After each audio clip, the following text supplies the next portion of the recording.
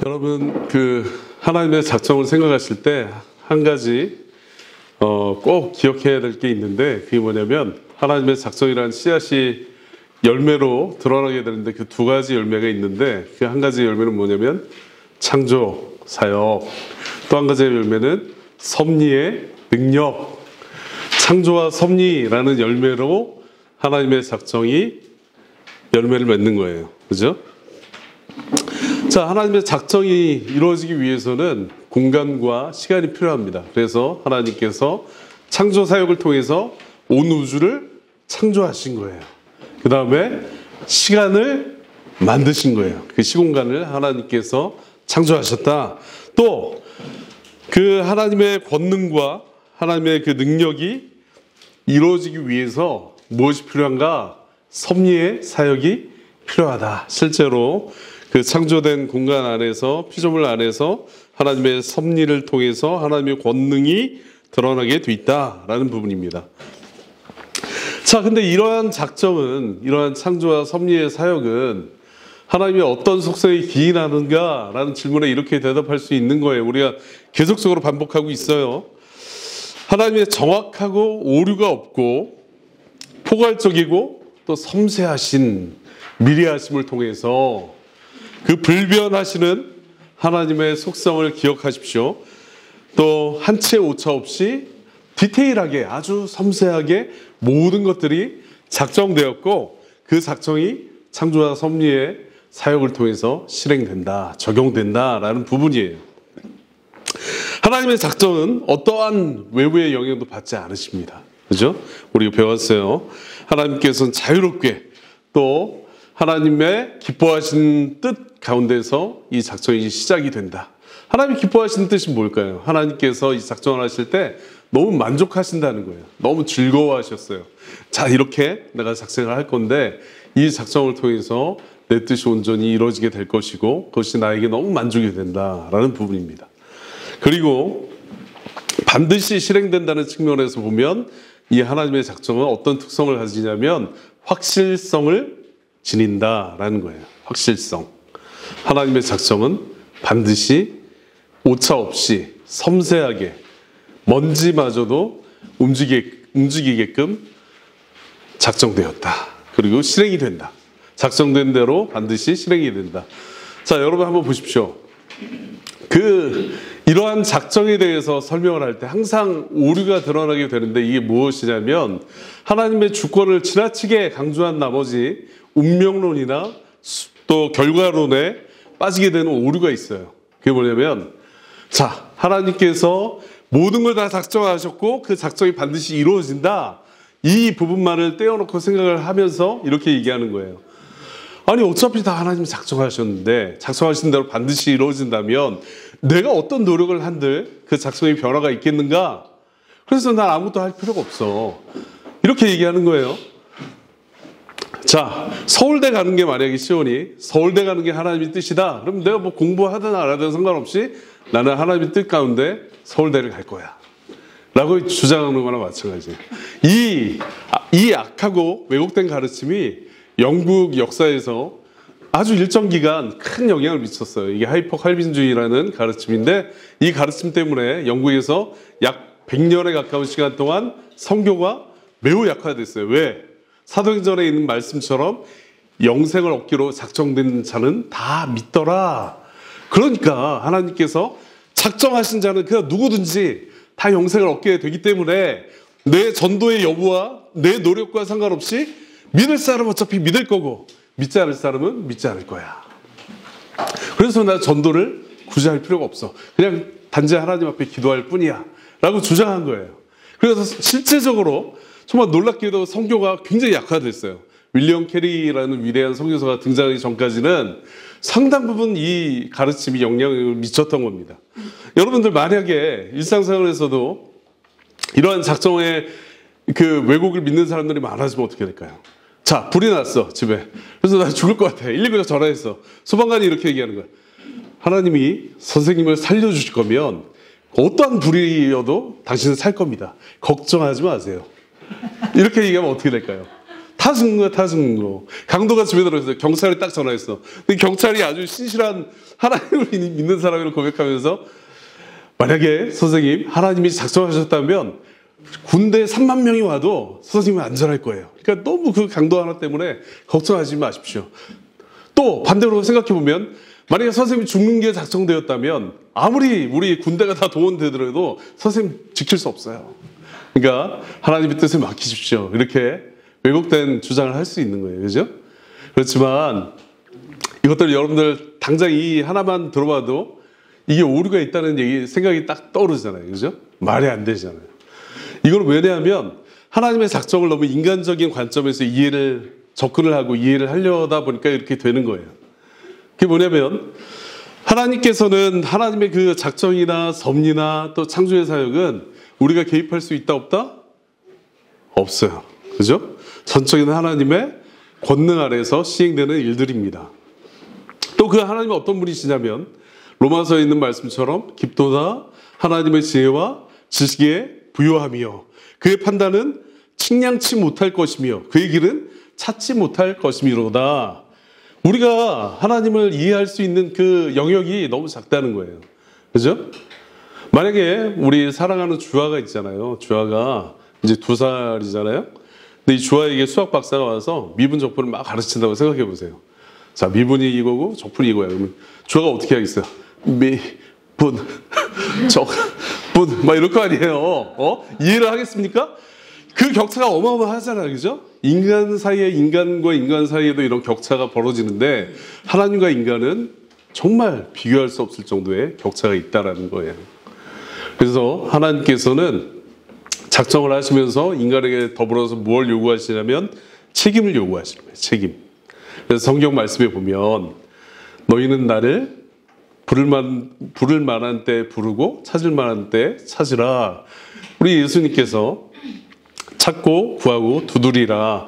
누구든지 목마른 자는 내게로 와서 마셔라. 그 다음에 하나님을 끊임없이 추구하고 찾으라고 명하고 있잖아요. 그죠? 하나님 만약에 작정이 그런 왜곡된 의미라면 이 성경이 정말 모순적인 거 아닙니까? 그렇잖아요. 하나님이 어차피 다 정하셨는데 왜 내가 하나님을 찾아야 돼요? 그렇지 않다는 거예요. 하나님의 작정은 하나님의 그 정말 심오한 하나님의 그 속성 속에서 이루어지는 작정이고 인간의 책임은 우리에게 실제적으로 자유의지를 주셔서 제가 지금 자유롭게 하잖아요. 이렇게 내가 할 수 있는 것들을 하게끔 만드신 거예요. 그죠? 이걸 영적으로 신비라고 얘기할 수 있는 거예요. 우리가 삼일체 교리를 다 이해할 수 없잖아요. 그죠? 예수님의 신인성 교리를 여러분들이 온전히 이해할 수 있습니까? 없어요. 그 신비를 어떻게 이해합니까? 그래서 우리에게 요구되는 게 무엇이냐? 믿음이라는 거예요. 믿음. 믿음으로써 하나님의 속성을 바라보고 이러한 작정의 교리들을 수용하는 겁니다. 아시겠죠? 예, 두 번째. 하나님의 창조의 사역은 하나님의 작정의 권능을 밝히 드러냅니다. 하나님께서는 태초에 아무것도 없는 상태에서 무에서 말씀으로 온 우주를 창조하신 거예요. 말씀으로. 하나님의 전능하심과 그 권능을 통해서 말씀으로, 오직 말씀으로 온 우주를 창조하셨다라는 겁니다. 얼마나 권능이 있습니까? 그죠? 우주가 처음부터 존재했습니까? 존재하지 않았어요. 없었을 때가 있었다는 거예요. 시작이 있고 또 끝이 있을 것입니다. 근데 하나님은 영원하신 분이에요. 그죠? 그래서 하나님께서 시작과 끝이 없이 항상 존재하시는, 항상 스스로 계시는 완전한 존재이시다. 그 존재론적으로 완전하신 하나님께서 이 온 우주를 말씀으로 창조하셨다는 거예요. 이게 하나님의 작정의 결과입니다. 그죠? 그래서 모든 피조물들을 보십시오. 다 의존적인 특징을 가지고 있어요. 가온이, 큰 가온, 너 물 없으면은 얼마큼 살 수 있어? 뭐 한 2주 살 수 있어요. 잘하면. 근데 공기 없으면 얼마큼 살 수 있어요? 1시간도 못 살아요. 그죠? 우린 공기에 의존하는 거야. 먹을 게 없으면 어떻게 돼? 또 굶어서 죽는 거예요. 그죠? 이 추운 겨울에 이 난방이 안 되고 옷이 없으면 어떻게 돼요? 얼어 죽는 거야. 의존적으로 살고 있어. 모든 피조물들은 의존적으로 살고 있다. 특별히 우리 신자들은 어떤 대상을 의존해요? 하나님을 의존하면서 살고 있다. 왜? 그분이 모든 것들을 지으셨기 때문에. 그래서 예를 들자면 이 시작이 있다는 거예요. 우리 인간 세계에서는 창조라는 게 없어요. 발견이에요, 발견. 과학적인 발견을 할 뿐이지 뭔가를 만들어낸다? 무에서 유를 창조한다? 있어요, 없어? 없어요. 불가능한 거예요. 그래서 예를 들자면 우리 교회 바른길교회가 약 3년 전에 이제 설립 예배를 했어요. 개척을 하면서. 그래서 설립이라고 얘기해요. 설립 예배. 왜? 교회의 시작을 누가 하셨어요? 예수님께서 하셨기 때문에. 사도들을 통해서 예수님이 교회의 주인이시잖아요.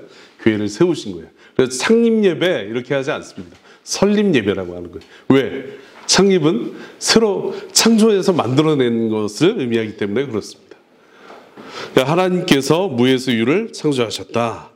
자, 두 번째로 하나님은 온 우주를 자신의 완전하심과 영광을 위해서 그리고 하나님의 사랑을 드러내기 위해서 창조하셨습니다. 하나님의 온전하신 뜻과 영광을 묵상하십시오. 당연하게 우리도 다른 피조물들과 마찬가지로 또 더 특별하게 하나님의 영광을 위해서 창조된 존재들이에요. 그래서 마땅히 우리가 하나님의 영광을 위해서 살려고 몸부림치는 것은 아주 당연한 거예요. 하나님이 만드신 목적에 합당한 거예요. 그죠? 우리가 냉장고를 가지고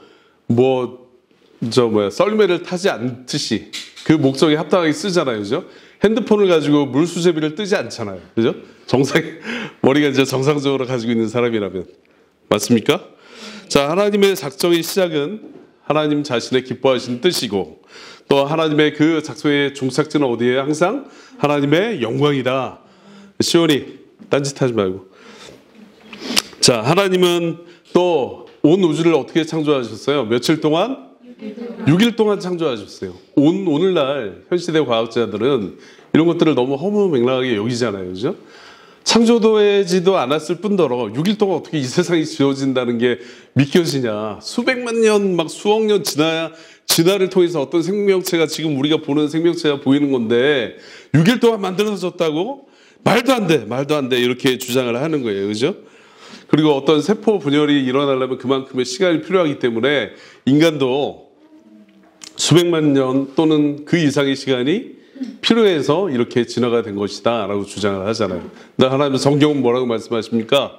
태초에 하나님께서 천지를 창조하시니라. 6일 동안 하나님께서 권능의 말씀으로. 우리는 어떤 재료를 생각하기 쉽지만 하나님께서는 말씀으로만 그것들을 창조하실 정도로 탁월한 권위를 가지고 계신다라는 겁니다. 그죠? 그래서 여러분들 어떤 사람들은 이렇게 질문을 하기도 합니다.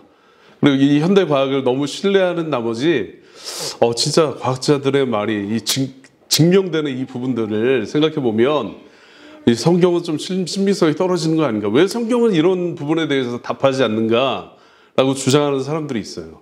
근데 성경의 목적을 잘 생각해 보십시오. 성경은 과학을 증명하기 위해서 기록된 책이 아니에요. 그죠? 우리의 영혼의 구속과 그리스도를 계시하는 일과 하나님, 삼위 하나님이 어떤 분이신가를 알려주시는 계시의 책인 것이지 어떤 과학적 설명을 논증을 하기 위해서 기록된 책이 아니라는 거예요. 그죠? 그러니까 성경을 그렇게 쓸데없는 호기심을 가지지 않기를 바라겠습니다. 자, 하나님께서는 우연적으로 이 세상을 창조하시고 발생시키지 않고 하나님의 작정, 선하신 그 뜻대로 자신의 그 영원하신 뜻 속에서, 작정 속에서 계획하신 대로 이 세상을 창조하신 거예요. 그래서 마지막 그 귀결론은 오늘 대우리 분담이 말씀하시고 있는 것처럼 뭐라고 얘기합니까? 하나님께서 창조하신 우주는 처음에 어떤 상태였어요? 심히 좋았다. 하나님께서 보시고 완전하게 만족하실 정도의 수준이었어요. 온 세상이 죄가 들어오기 전에는 하나님 보시고 너무 기뻐하셨어요. 그래서 여러분들 에덴 동산에서 아담 또 하와가 있을 때 하나님이 어떻게 하셨어요? 매일 아담과 하와를 찾아오셨어요. 왜? 아담과 하와가 죄가 없는 상태였기 때문에. 그리고 교제하셨어요. 그죠? 그 다음에 권위를 부여해 주셨어요. 이 피조물들을 다스릴 수 있는 권세를 주셨어요. 그만큼 친밀하게 하나님과 교제할 수 있는 상태. 그게 어떤 상태예요? 죄가 전혀 없는 상태.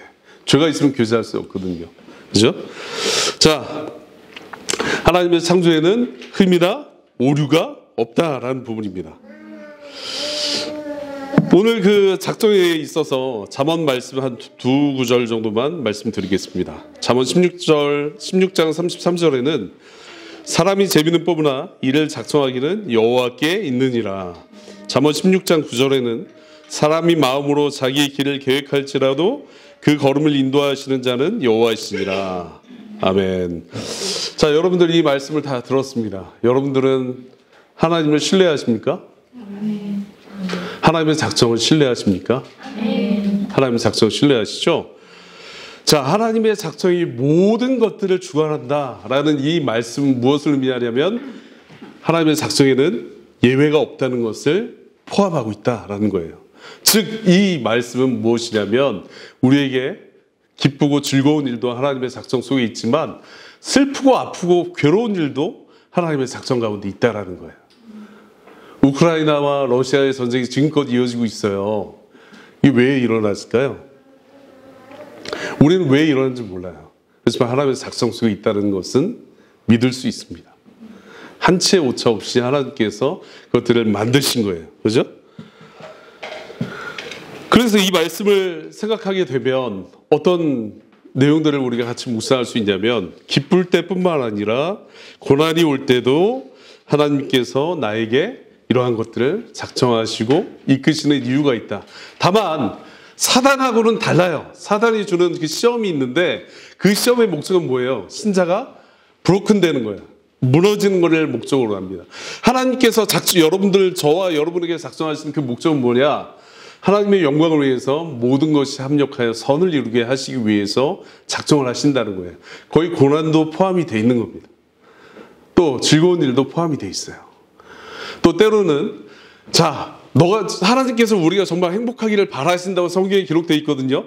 악인이 그 악의 길에서 망해서 죽는 것을 하나님이 결코 원치 않으시고 돌이켜서 의의 길로 들어오는 것을 내가 원한다. 에스겔서의 말씀이 분명히 있잖아요. 그죠? 하나님께서 우리 인간에게 두시는 그 목적은 악인에게도 해와 비를 주시는 것처럼 아주 이 인간들을 사랑하는, 하나님이 세상을 이처럼 사랑하사라고 말씀하실 정도로 사랑을 가지고 계신 분이십니다. 근데 이 하나님께서, 선하신 하나님께서 우리에게 때로는 고난을 허락하신다는 거예요. 그 이유가 있어요. 그게 뭐냐면 때로는 정말 하나님의 그 본질적인 목적은 우리 모두의 행복이에요. 근데 그 행복이 누구를 통해서 올 수 있느냐? 하나님과의 교제를 통해서 올 수 있는 것이거든요. 근데 우리가 그 행복을 하나님이 아닌 다른 데서 찾을 때 하나님께서 우리를 사랑하셔서 고난을 주십니다. 아니야, 그거 잘못했어. 너 그거 의지하지 마. 너의 그 사랑하는 대상을, 네 마음속에 있는 보물이 돈이 아니야. 네 마음속에 있는 보물은 나야, 나. 내가 될 때 너는 행복할 수 있어. 제가 여러 번 강조하는 내용이지만 어린 자녀들 한 3, 4살 됐을 때 이게 똥인지 된장인지 구분 못하고 막 집어먹잖아요. 그죠? 그 다음에 사탕도 필요 이상으로 만약에 제재하지 않으면 이빨이 다 썩을 정도로 먹을 거예요. 그죠? 근데 하나님께서는 어떻게 해요? 아니, 정말 지혜로운 부모는 어떻게 합니까? 제재를 하는 거예요. 아야, 이게 있는 게 너한테 더 좋아. 양치를 해야 돼. 너 하기 싫지만 하는 것이 너의 치아를 위해서 유익한 거야. 하나님도 마찬가지입니다. 우리는 제 갈 길로 막 이렇게 제멋대로 내가 사랑할 대상을 찾고 방황하지만 하나님께서는 정말 옳은, 너가 바르게 섬기고 너가 바르게 사랑해야 될 대상이 누구이신가를 알려주시기 위해서 때로는 고난을 허락하시는 거예요. 그래서 이유 없이 나에게 임하는 고난이 없다는 사실을 기억하시길 바라겠습니다. 또 인간의 책임이 중요하다. 그래서 우리는 부지런히 하나님을 찾고 구하고 우리가 지난 주일날 말씀드린 것처럼 하나님을 힘써 알기 위해서 몸부림쳐야 되는 거예요. 이상입니다.